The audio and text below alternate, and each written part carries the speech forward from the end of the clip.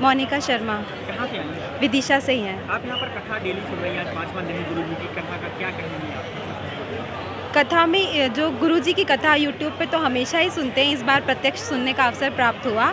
तो इस बार का जो गुरुजी ने सूत्र पकड़ा है कि भगत के वश में है भगवान, वो सूत्र की वजह से कथा सुनने में अलग ही आनंद आ रहा है। क्योंकि गुरुजी हर दिन किसी एक भक्त के विषय में चर्चा करते हैं, कलयुग में मतलब एग्जाम्पल देते हैं कि कलयुग में भगवान भक्तों को कैसे प्राप्त हुए हैं। तो वो सुन के थोड़ा और लगता है कि नहीं, हमें भी भक्ति करना चाहिए, इस कलयुग में भी भगवान हमें मिल सकते हैं, साक्षात भगवान है।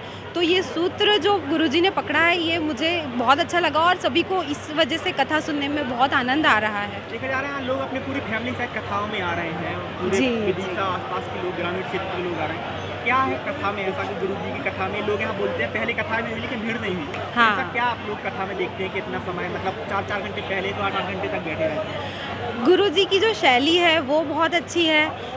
दूसरा ये कि वो जो कथा में जिस प्रकार से वो अपनी बात को रखते हैं और जनता को अपने से जोड़ते हैं, वो एक अलग ही। और हिंदुत्व की जो वो बात करते हैं, जो उनने सोशल मीडिया पे और यूट्यूब पे सब जगह पे गुरुजी का जो क्रेज़ बढ़ा है, वो एक अलग ही देखने वाली चीज़ है। मैं भी एक ट्विटर इन्फ्लुएंसर हूँ, मेरे ट्विटर पे 18,000 फॉलोअर्स हैं। तो हम गुरुजी की बातों को और सनातन धर्म का प्रचार बढ़ चढ़कर ट्विटर, यूट्यूब, फेसबुक के माध्यम से करते हैं। ये भी एक कारण है कि भीड़ बहुत आ रही है, क्योंकि उनके वीडियोज़ इतने वायरल होते हैं, लोग इतना पसंद करते हैं उन्हें सुनना। जनता को एक मुहिम से उनने जोड़ दिया है कि आप तिलक लगाओ, आप कंठी पहनो, आप माला करो, आप माला के साथ भाला भी रखो और भगवान का नाम लो।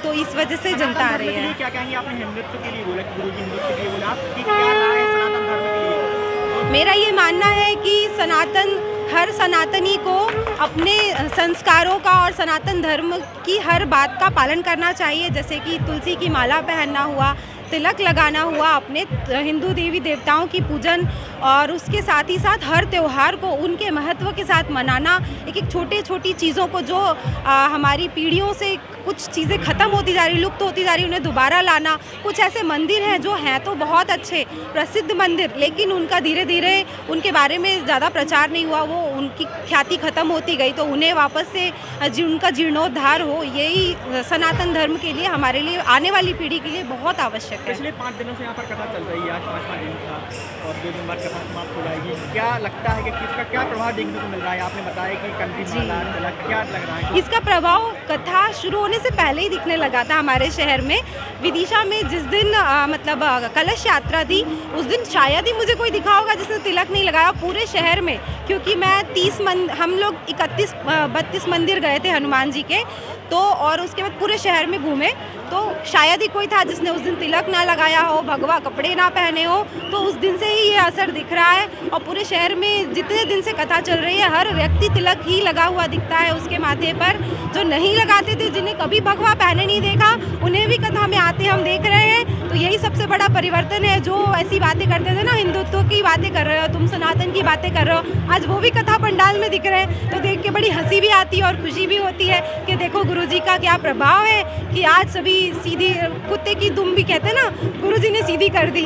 तो वही बात है। छोटे-छोटे बच्चे हनुमान चालीसा का पाठ गुरुजी के प्रश्नोत्तरी में सुनाते हैं। जी। तो क्या लग रहा है कि कथा के प्रभाव से बच्चे सीख रहे हैं या माता-पिता सिखा रहे हैं? ये कहते हैं ना कि ये चीज़ें मतलब ट्रेंड से होती है। तो पहले ये ऐसे मानते थे कि आजकल ट्रेंडिंग नहीं है, आजकल क्लब में जाना, पब में जाना, बच्चों को इंग्लिश सिखाना ज़्यादा ट्रेंडिंग है।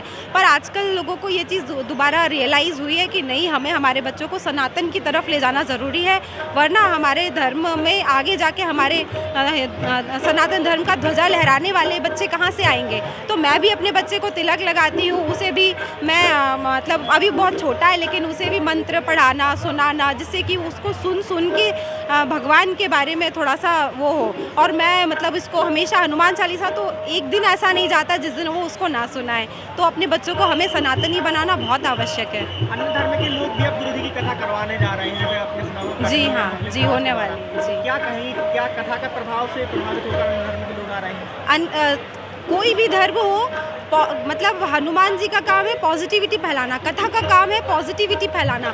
सब धर्म संभाव से, सबको कथा सुनने से किसी को कुछ अगर थोड़ा भी प्राप्त होती है, पॉजिटिविटी मिलती है, तो ज़रूर कथा होना चाहिए, सबको सुनना चाहिए, सबको मिलकर रहना चाहिए। कथा के बाद में ये प्रभाव देखने को मिलेगा। वैसे तो विदिशा पहले से ही बड़ी धार्मिक और सनातनियों की नगरी है, पर जो मैंने कहा ना कि जो नहीं मानते थे इन चीज़ों को, जो बहुत मतलब ऐसी बातें करते थे ना, अरे क्या तुम धार्मिक हो रहे हो, क्या तुम सनातनी, क्या तुम तिलक लगाए हो, अब उनकी कहने की हिम्मत नहीं होगी और अब वो भी तिलक लगाएंगे रोज़, वो भी कंठी पहनेंगे और वो भी भगवान में विश्वास करेंगे। क्योंकि दरबार में भी सभी ने आके प्रत्यक्ष प्रमाण देखा उस चीज़ का, तो सत्य को प्रमाण की आवश्यकता नहीं है। तो वो हम सब देख रहे हैं कि गुरु जी की ख्याति और बालाजी सरकार की ख्याति पूरे विश्व में फैल रही है।